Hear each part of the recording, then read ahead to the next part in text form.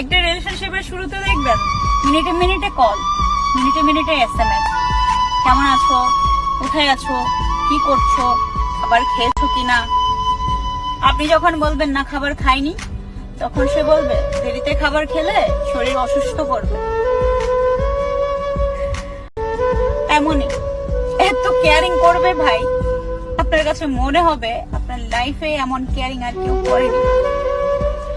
আবার সেই রিলেশনশিপটা যখন পুরনো হতে যাবে, কয়েক মাস কয়েক বছর কেটে যাবে, তখন দেখবেন সেই কেয়ারিংটা আর আগের জায়গায় নেই।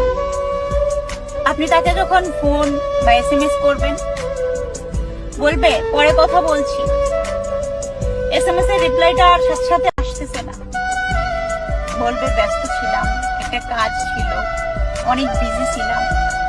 আপনার কাছে তার ব্যস্ততার মুহূর্তটাই তুলে ধরবে। আগের মতো সেই কেয়ারিং এর জায়গাটা আর থাকবে না আপনার কাছে।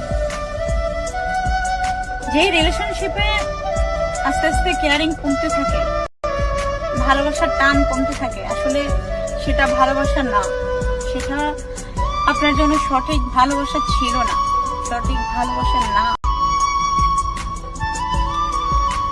ভালোবাসা হওয়া উচিত এমন, যার সাথে আপনার পুরো লাইফ কেটে গেল, তার প্রতি আপনার কেয়ারিং, টান, ভালোবাসার আবেগ, ভালোবাসা কোনোটাই কমতি থাকবে না।